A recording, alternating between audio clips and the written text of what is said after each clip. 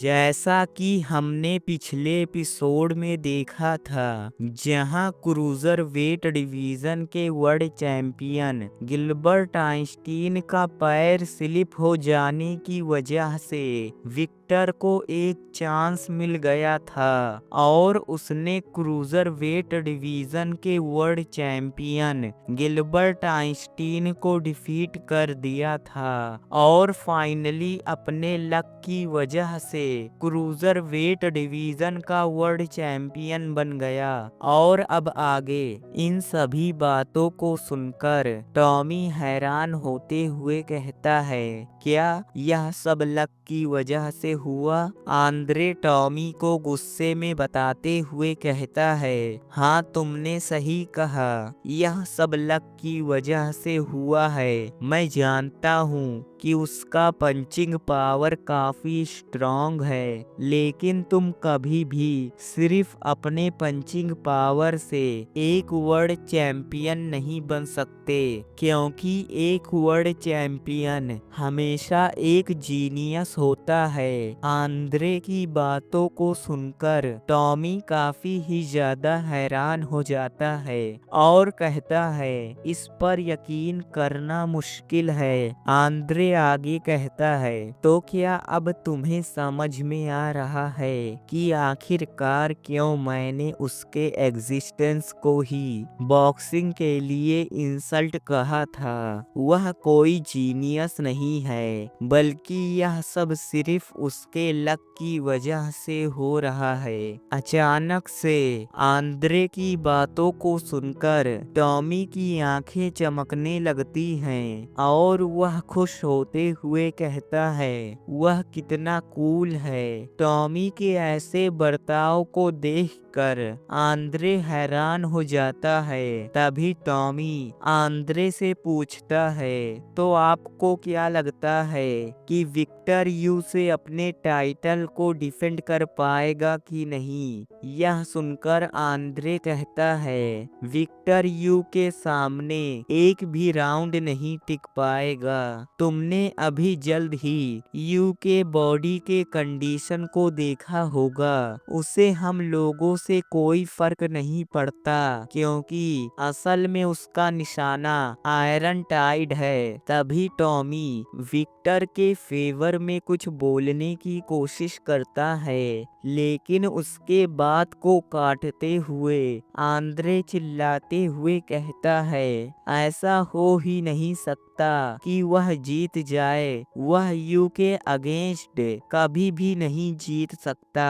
तभी कोई चिल्लाते हुए दरवाजे को अपने पैर से मारकर तोड़ देता है। दरवाजे को टूटता हुआ देखकर आंद्रे काफी ही ज्यादा निराश हो जाता है और कहता है, क्या तुम अपने दोनों हाथों से, जिनमें 5-5 उंगलियां होती हैं, उससे दरवाजे को नहीं खोल सकते?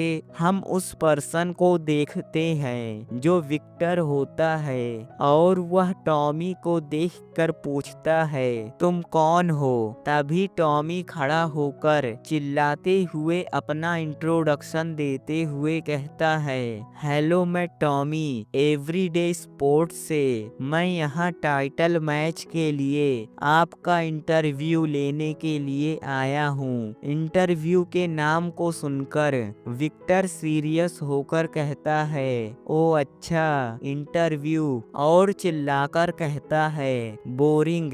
मुझे लगता है कि अच्छा होगा कि मैं तुम्हें अपना स्पेशल ट्रेनिंग सेशन दिखाऊं, इसलिए मुझे फॉलो करो। यह सुनकर टॉमी कहता है, ठीक है सर। तभी अगले सीन में हम देखते हैं जहां आंद्रे, टॉमी और विक्टर कहीं पर जा रहे होते हैं। तभी टॉमी आंद्रे से पूछता है कि यह किस तरह का स्पेशल ट्रेनिंग होने वाला है, जिस ट्रेनिंग को करने के लिए हम नेपाल आए हैं। यह सुनकर आंद्रे टॉमी से कहता है, जो भी हो, लेकिन तुम्हें उससे ज्यादा उम्मीद नहीं करनी चाहिए क्योंकि वह कुछ भी करता रहता है। तभी विक्टर कूल बनते हुए कहता है, क्या तुम जानना चाहते हो? यह सुनकर आंद्रे कहता है, बिल्कुल भी नहीं। लेकिन टॉमी काफी ही ज्यादा एक्साइटेड होते हुए कहता है, हाँ मैं जानना चाहता हूँ। तभी विक्टर उन दोनों को बताता है, एक दिन मैंने खुद से ही पूछा कि आखिरकार मैं क्या करना चाहता हूँ, और फिर मुझे पता चला कि मैं इस पूरे वर्ल्ड का सबसे स्ट्रॉन्गेस्ट क्रिएचर बनना चाहता हूँ, और मैं मिहॉक के वर्दी होना चाहता था। और फिर मैंने सोचा कि इसे अचीव करने के लिए मुझे किस चीज की जरूरत है, लेकिन इसका आंसर सिंपल है कि अगर मैं स्ट्रॉन्ग बनना चाहता हूँ तो मुझे स्ट्रॉन्ग लोगों को ढूंढकर उन्हें डिफीट करना पड़ेगा। इसलिए मैंने बैटल करना शुरू कर दिया। हम देखते हैं जहां विक्टर नंगा होकर पूरी तरीके से प्राकृतिक में विलीन हो जाता है और कई सारे एनिमल से फाइट करता है और घोड़े से रेस करता है। तभी विक्टर काफी सीरियस होकर कहता है, तो आखिरकार तुमने अपने आप को सबके सामने जाहिर कर दिया। हम देखते हैं जहां विक्टर के सामने एक भालू होता है, जिससे जोश में आकर विक्टर चिल्लाते हुए कहता है, मैं कितने लंबे समय से इस दिन का इंतजार कर रहा था। अगर मैंने तुम्हें डिफीट कर दिया तो मैं अपने गोल के और भी ज्यादा करीब आ जाऊंगा और इस पूरे वर्ल्ड का सबसे स्ट्रॉन्गेस्ट पर्सन बन जाऊंगा। तभी हम भालू को देखते हैं जो विक्टर को देखकर अपने मन में सोचते हुए कहता है, आज मेरा नाश्ता मेरे पास खुद ही चलकर आ गया, आज तो मजा आ जाएगा। और विक्टर के ऊपर अटैक करते हुए कहता है, तुम्हारा शुक्रिया आज मेरा नाश्ता बनने के लिए। तभी विक्टर भी उस भालू के ऊपर अटैक करने के लिए आगे बढ़ता है, लेकिन उस भालू का पैर एक छोटे से पत्थर में फंस जाता है, जिसकी वजह से भालू अपने आप को बैलेंस नहीं कर पाता और नीचे गिरने लगता है। तभी विक्टर उस भालू के सर पर अपने एक कमजोर पंच से मारता है, जो पंच भालू के सामने कुछ भी नहीं था। लेकिन क्या कोई ऐसा है जो विक्टर के लक के सामने टिक सके? अगले सीन में हम देखते हैं जहां विक्टर एटीट्यूड में उस भालू को डिफीट कर कर उसके ऊपर बैठा होता है और अपने मन में सोचते हुए कहता है, इस मिशन के दौरान मेरे मन में अचानक से एक क्वेश्चन आया कि इस प्लेनेट के हिस्ट्री में सबसे स्ट्रॉन्गेस्ट क्रिएचर क्या है? यकीनन डायनासोर, लेकिन टायरानोसोरस सबसे स्ट्रॉन्गेस्ट होगा। लेकिन तभी अचानक से मुझे रियलाइज हुआ कि आखिरकार वे सभी डायनासोर विलुप्त क्यों हो गए, क्योंकि वे काफी ही ज्यादा स्ट्रॉन्ग थे। आखिरकार वे विलुप्त कैसे हो सकते हैं? लेकिन इसका आंसर सिंपल है, क्योंकि वे चाहे जितना स्ट्रॉन्ग हो जाएं, वे सब नेचर के सामने खड़े नहीं हो सकते और नेचर जब चाहे उन्हें खत्म कर सकता है। उन सभी को नेचर के पावर के सामने झुकना पड़ता है। इसलिए असल में इस पूरे वर्ल्ड में सबसे पावरफुल चीज नेचर है। अगर मुझे इस वर्ल्ड का सबसे पावरफुल क्रिएचर बनना है तो मुझे नेचर के सभी पावर को अपने इस फिस्ट से डिफीट करना पड़ेगा। इससे कोई फर्क नहीं पड़ता कि वह स्पाइकी हेड वाला पर्सन कितना स्ट्रॉन्ग है, क्योंकि नेचर के पावर के सामने वह बस एक वीक मॉर्टल है। और उन दोनों से पूछता है, तो तुम्हें इसके बारे में क्या लगता है? आंद्रे विक्टर के बातों को सुनकर काफी ही ज्यादा निराश हो जाता है, क्योंकि उसकी सभी बातें बेमतलब की थी। लेकिन टॉमी अपनी चमकती हुई आंखों से विक्टर को देखते हुए कहता है, तुम एक जीनियस हो। अगले सीन में हम माउंट एवरेस्ट का सीन देखते हैं, जिसे देखते हुए विक्टर उन दोनों से कहता है, यह वर्ल्ड का सबसे ऊंचा माउंटेन है, माउंट एवरेस्ट।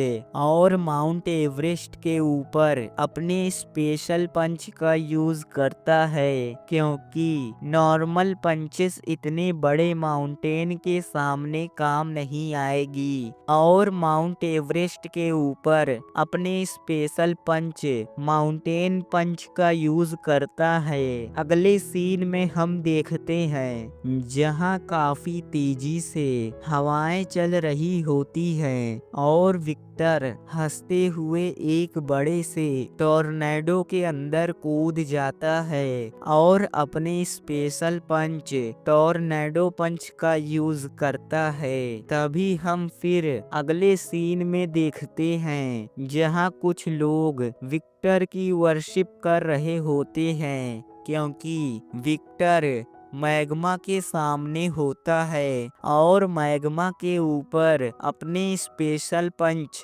मैग्मा पंच का यूज करता है। तभी हम समुद्र में एक शिप का सीन देखते हैं जहां शिप का कैप्टन विक्टर के ऐसे हरकत को देखकर चिल्लाते हुए कहता है, मैं 40 साल से एक कैप्टन हूँ, लेकिन मैं पहली बार इस तरह के किसी पर्सन को देख रहा हूँ। हम विक्टर को देखते हैं जो समुद्र में अपने स्पेशल पंच सुनामी पंच का यूज करता है। सीन शिफ्ट होता है, हम बारिश का सीन देखते हैं जहां लाइटनिंग हो रही होती है और विक्टर माउंटेन के टॉप पर अपने हाथ को ऊपर कर कर खड़ा होता है। तभी हम आंद्रे को देखते हैं जो गॉड से प्रे कर रहा होता है, जिसे प्रेयर करता हुआ देखकर टॉमी पूछता है, आप तो साइंस पर यकीन करते थे,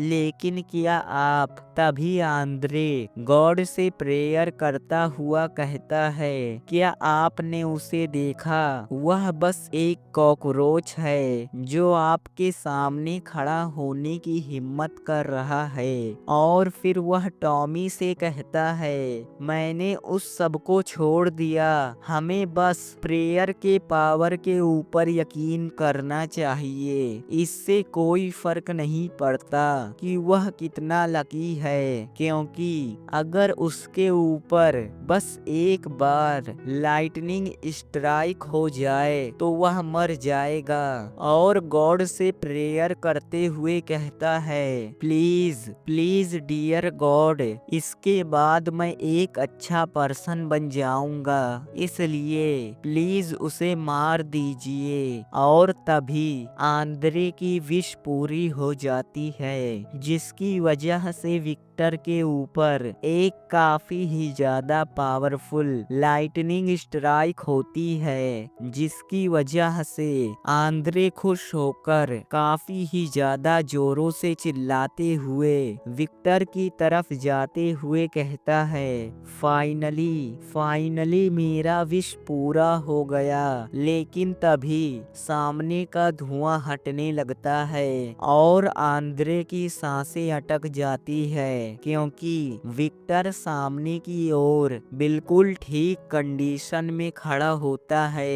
एक लॉटरी को जीतने का काफी कम चांस होता है क्योंकि 8 मिलियन लोगों में से बस सिर्फ एक ही जीत सकता है। लेकिन आखिरकार ऐसा कैसे हो सकता है कि कोई पर्सन लाइटनिंग स्ट्राइक होने के बाद भी सरवाइव कर जाए? क्या कोई इस जैसा पर्सन सच में एग्जिस्ट करता है? तभी विक्टर अपने स्पेशल पंच लाइटनिंग पंच का यूज करता है। विक्टर के ऐसे लक को देखकर आंद्रे का मेंटल कंडीशन खराब हो जाता है और वह हंसने लगता है। लेकिन टॉमी अपनी चमकती हुई आंखों से विक्टर को देख रहा होता है और काफी ही ज्यादा एडमायर कर रहा होता है। यहाँ से सीन शिफ्ट होता है, हम यू को देखते हैं जो अपने घर के अंदर खड़ा होता है। सो ये एपिसोड यहीं पर ख़त्म होता है। तो नेक्स्ट एपिसोड के लिए हमारे चैनल को सब्सक्राइब कर ले।